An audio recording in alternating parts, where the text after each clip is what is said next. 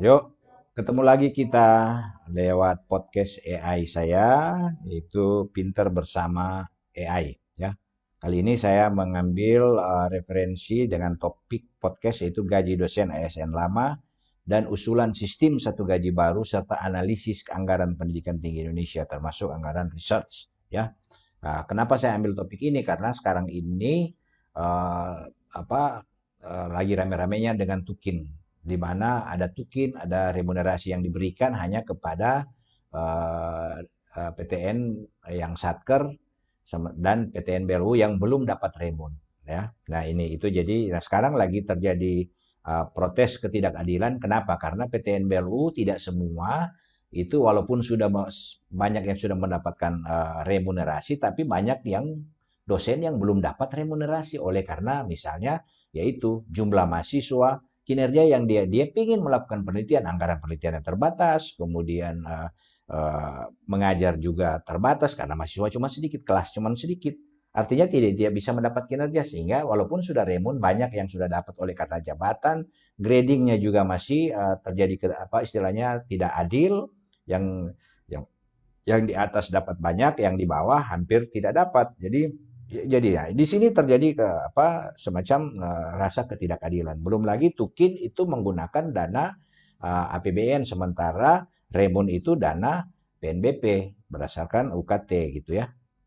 Ini yang rame. Nah, sekarang mari kita lihat sistem gaji dosen yang lama dengan berbagai macam pembayaran, sistem pembayaran, dan berapa besaran pembayarannya, kemudian berapa yang dibebankan kepada APBN. Ya. Kemudian berapa besar APBN kita yang mengalokasikan yang untuk pembayaran atau alokasi untuk kegiatan-kegiatan pendidikan di Kementerian Pendidikan Tinggi. Itu yang ingin saya sampaikan. Kemudian menurut saya sistem gaji yang lama ini sudah ya mulai dari jenjang karir sampai dengan gaji yang masih apa dianggap rendah di Asia, di ASEAN saja itu masih terendah kita ya dari bandingkan dengan beberapa negara tetangga, terutama yang baru masuk itu, yang gaji dosen yang baru masuk ya, itu dengan Malaysia kita kalah, apalagi dengan Singapura ya, Brunei apalagi juga. Nah, sementara yang negara-negara yang baru saja itu Kamboja dan Vietnam itu mungkin mereka sudah lebih besar dari yang saya dapat data itu, mereka sudah lebih untuk dosen yang baru masuk ya.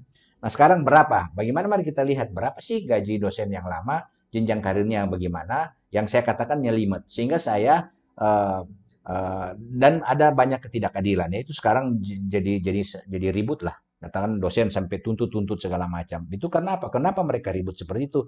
Itu mereka seperti itu tentu karena mereka merasa kebutuhan hidup mereka sudah tidak terpenuhi lagi. Jadi pemerintah harus bijaklah melihat ini. Jadi saya sebenarnya kasihan juga teman-teman dosen berlaku seperti itu ya. Ya kemudian saya sudah berada di posisi ya. Tapi walaupun saya juga melewati kan fase-fase yang memang pas-pasan dulu, kalau memang saya tidak ingat mengabdi kepada bangsa negara, saya sudah tidak pulang ke Indonesia karena ya gaji di luar sana, apalagi profesor saya sudah menawarkan kerja aja sini, landing imigran di Kanada dan lain sebagainya kan, daripada Anda mau pulang Indonesia dengan gaji pada saat itu saya harus pulang dengan gaji 3 juta. Gitu kan. Itu tapi ya sudah, karena ada rasa mengabdi untuk negara saya harus bersabar sampai sekarang, ya sudah lumayan, sudah guru besar dan lain sebagainya. Ya, tapi itu pun kalau mau diukur-ukur pas-pasan, kalau tidak ada pendapatan-pendapatan lain dengan menggunakan keahlian saya di luar, ya tentu itu pas-pasan sekali juga ya. Jadi ini jadi masih menurut saya itu selain jenjang karirnya yang ribet dan gajinya yang dia katakanlah sudah menimbulkan, kita lihat dosen sampai protes begitu ya, berarti ada sesuatu yang mereka yang terjadi. Jadi ada sesuatu masalah yang mereka terdesak dengan kebutuhan hidup. Nah, ini pemerintah harus harus memikirkan lah gitu ya. Oke.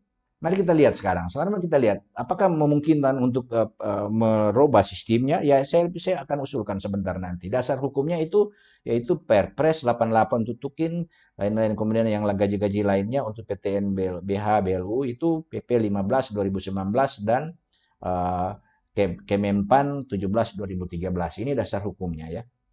Nah, sekarang struktur gaji penghasilan, gaji pokok fungsional. Satker itu PTN kan ada ada 3 model, PTN Satker, PTN BLU, dan PTN BH ya. Ya, Satker itu dia gajinya gaji pokok fungsional dan sekarang dapat tukin.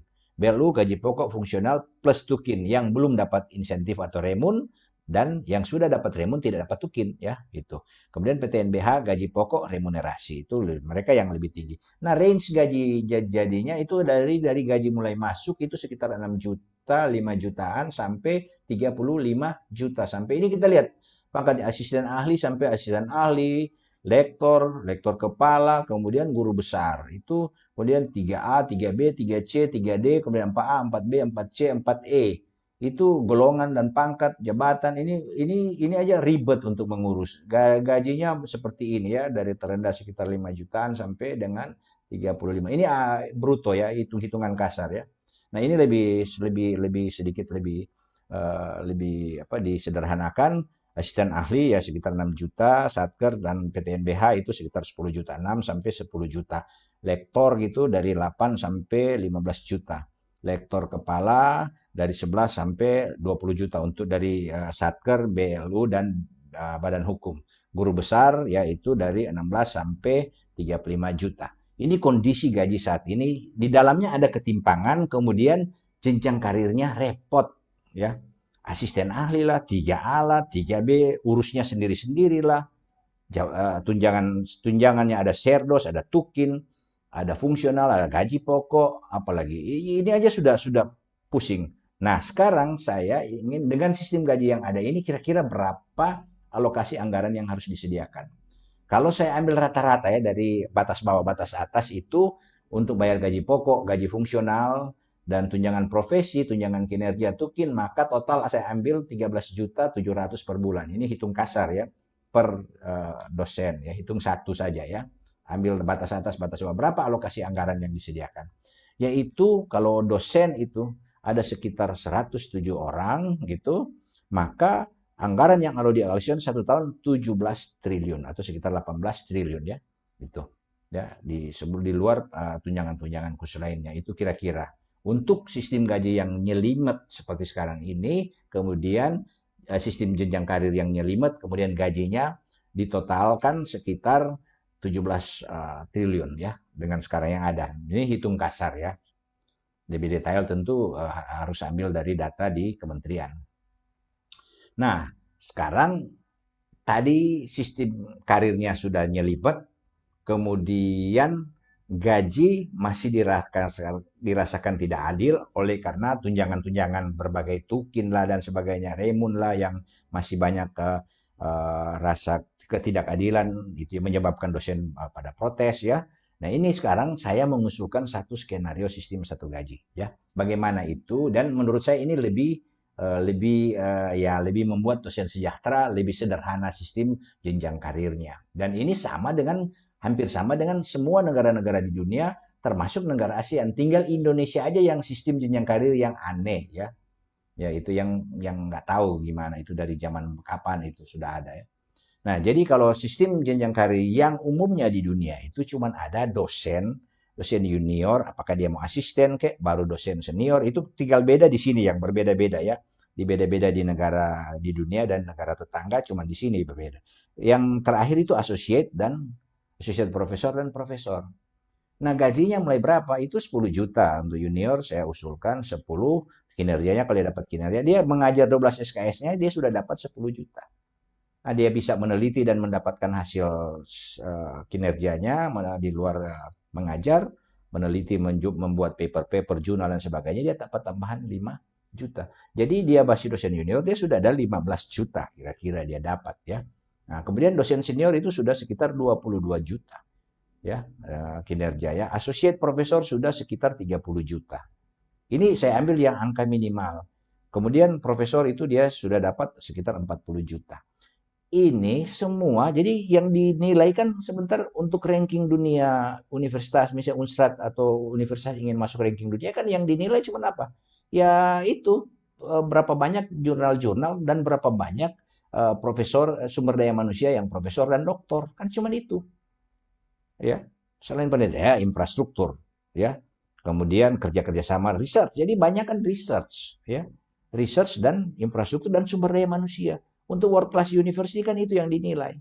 Bagaimana kita mau ke sana kalau di sistem ini kita masih nyelimet, lama lagi. Ini bisa tidak terlalu lama kan, bisa saja ini tidak terlalu lama orang sudah profesor. Kalau yang sistem jenjang karir yang lama kan itu banyak sekali permasyarakatan dan lewat akhirnya sampai di profesor itu ribet. Kalau ini jelas, sederhana. Dapat misalnya 100 poin atau 200 poin, Anda naik ke senior. 100 poin itu dari mana? Dari mengajar dan dari meneliti. Ya, pengabdian. Sudah. Dapat naik lagi tambah 300, dapat profesor, associate. Tambah 800, dapat profesor. Cuma itu dari penelitian, pendidikan, pengajaran, penelitian. Dan orientasi jelas ke penelitian. Tinggal membuka keran-keran anggaran riset seperti tadi. Jadi ini, nah sekarang dengan skenario gaji ini berapa duit ya? Ini sudah. Nah ini, jadi skenario sistem gaji yang baru lebih sejahtera dan lebih sederhana dan lebih adil ini. Jadi kalau gaji tadi kan lebih adil, dia mengajarkan dia sudah dapat di angka yang rasional. Berapa anggaran yang diberikan? 28 triliun. Apakah cukup?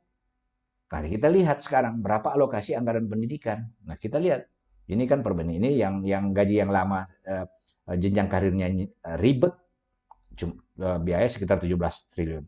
Sistem yang baru sekitar 28 triliun. Artinya lebih adil dan lebih sejahtera ya. Ada tambahan sekitar 28 triliun ya. Ini angka bruto ya, angka kasar ya. Nah, sekarang kita lihat anggaran pendidikan. Apakah cukup untuk membiayai tadi kalau dinaikkan menjadi 28 triliun? Saya kira masih memungkinkan. Karena apa? Di Kementerian Pendidikan dari anggaran pendidikan 660 triliun, itu ada sekitar 54 triliun. 56 triliun. Dia tambahan memang 15 triliun dan lain DAPT ini dana abadi ada 11 triliun, total estimasi seluruh sektor pendidikan adalah 82 triliun. Ya ini yang 15 11 ini itu terdistribusi ke berbagai macam kegiatan termasuk research ya. Tapi yang ada 56,1. Jadi kita lihat 28 triliun masih memungkinkan kan ada anggaran-anggaran lain. Kalau memang tidak cukup dinaikkan karena ini kan kesejahteraan.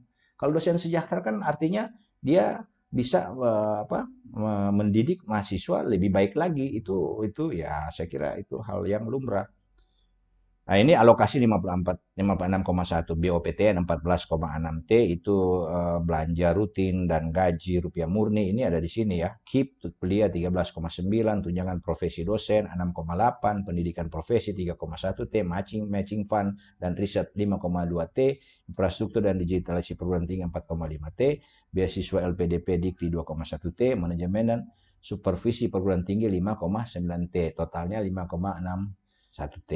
Nah, ini yang perlu diatur lagi ya, 5,6 ini yang dinaikkan ya, mungkin ini BOPTN. Ini kalau BOPTN gaji dosen sudah termasuk di sini, tapi gaji dosen di luar, di rupiah murni biasa ya. Kenapa dia? Kalau di perguruan tinggi kan ada rupiah murni, BOPTN dan PNBP dan non PNBP yang income generate lainnya. Ini 4 ini ya, gajinya di mana ini? Saya tidak melihat di situ.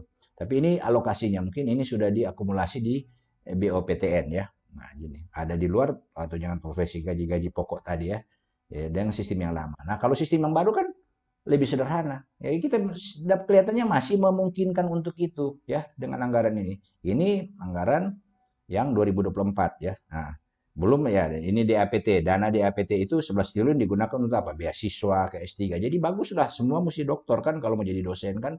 Dosen-dosen wajib harus doktor itu yang sudah yang keluar negeri maupun dalam negeri wajib menjadi dosen itu. Karena apa? Karena untuk menjadi world class university selain berapa banyak research itu fund dan kemudian paper-paper yang dipublikasi di jurnal internasional, juga sumber daya manusia itu harus doktor dan profesor. Dan jenjang karirnya cuma 4 tadi. Tidak seperti yang tadi, repot, lama. Kalau 4 ini kan lebih sederhana, lebih cepat menjadi profesor.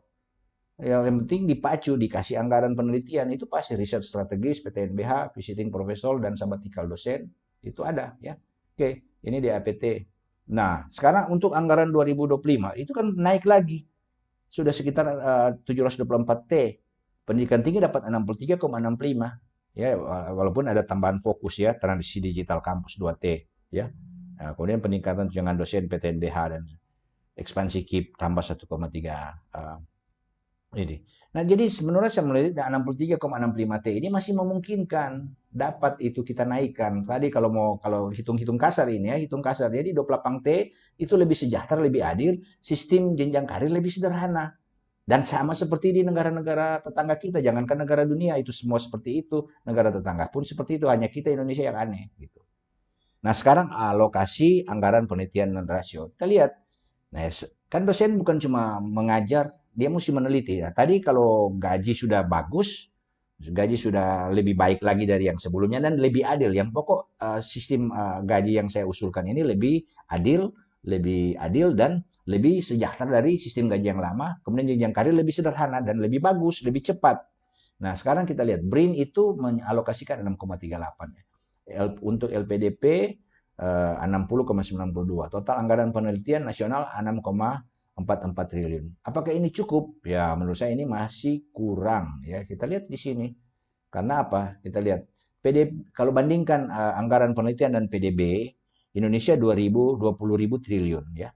Nah, rasio antara anggaran penelitian dan PDB itu 6,4 bagi 20 triliun itu 20 ribu triliun itu cuma 0,032. Apakah ini cukup? Nggak bisa. Ini UNESCO bilang harus 1% minimal. Dan negara-negara maju Korea dan Cina apa semua Amerika itu sudah sangat tinggi ya. Nah, kita lihat berapa mereka ini mungkin data kita lihat Indonesia masih jauh di bawah standar. Ini kita lihat bandingkan negara. Korea Selatan 4, makanya dia sangat maju, dia punya temuan-temuan mobil-mobil Hyundai, penelitian-penelitiannya ke sana. China juga sebenarnya China sudah lebih dari ini ya. Ini mungkin angka tahun yang sudah lama ya. Thailand 1,31. Malaysia 0,95. Indonesia masih di angka ini, belum mendekati 1 gitu. Bagusnya 1 lah minimal sesuai UNESCO, standar UNESCO. Nah, kalau ini sudah tinggi, artinya dosen akan terpacu. Dosen punya kesejahteraan bagus, jenjang karir sederhana, tidak ribet, ya. Kemudian dia ada pintu untuk meneliti sehingga dia bisa menghasilkan. Nah, kemudian ada untuk sekolah S3. Jadi sumber dayanya dia jadi S3, dia jadi profesor cepat, dia anggaran-anggaran penelitiannya jadi tinggi, ada dia meneliti sehingga target untuk masuk world class university tinggal infrastruktur tentunya ya, infrastruktur bagus ya, maka kita target untuk masuk world class university lebih berpeluang daripada sistem yang lama pakai akreditasi segala macam. Saya kira sudah tidak perlu sistem akreditasi seperti itu. Orientasi kita kepada pemeringkatan aja oleh pemerintah, kemudian kontrol mutu ya tetap perlu ya, kontrol mutu tidak perlu dengan sistem sekarang pakai Lamtek mesti bayar. Universitas yang kecil-kecil tidak mampu bayarlah Lamtek yang 30 juta, 40 juta sekali berkunjung kan itu ada bahkan sampai 60, 80 juta sekali berkunjung. Ini tidak mungkin. Ini nggak tahu siapa yang buat sistem itu. Kurang sangat ini ya. Kita kan tidak merata ke pendapatan PNBP di universitas. Universitas kecil, perguruan tinggi yang kecil lah, nggak mungkin dia mau bayar itu. Ya, jadi akhirnya ada banyak kan yang universitas yang memilih tidak akreditasi ya karena ketidakmampuan. Belum lagi infrastruktur. Ya gitu ya. Oke, jadi saya kira ini yang apa yang menjadi perhatian kami agar supaya pemerintah presiden dalam hal ini tolong memperhatikan gaji dosen di Indonesia ya. Saya bermohon agar supaya ada perubahan sistem gaji, berubah sistem jenjang karir. Ya sudah tinggalkan saja sistem yang lama itu sudah tidak apalagi sudah tidak efektif lagi, sudah tidak dengan sistem yang sekarang ini dan ya, tidak sesuai dengan kita lihat dengan negara-negara di dunia ya termasuk negara di ASEAN. Saya kira ini yang bisa saya sampaikan. Semoga mendapat perhatian dari pemerintah, khususnya dari Bapak Presiden. Tolong memperhatikan agar supaya dosen tidak teriak-teriak lagi demo dan lain sebagainya ya, tidak merasa tidak adil ya, tidak ada ketidakadilan ya. Kita kan saya yakin Bapak Presiden senang dengan apa saya lihat Bapak Presiden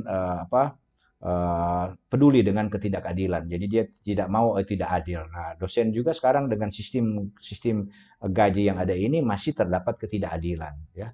Selain gajinya masih di bawah, masih belum memenuhi kebutuhan ekonomi yang sudah semakin berkembang saat ini, kemudian dengan sistem yang ada juga masih banyak dosen yang tidak menerima ya gitu. Jadi ini yang mungkin yang perlu menjadi perhatian. Jadi ya sudah, saya kira kalau ada perhatian dari pemerintah maka mudah-mudahan bangsa Indonesia akan semakin maju ke depan. Sekian dan terima kasih podcast saya. Sampai jumpa atau ketemu lagi di podcast saya yang lain.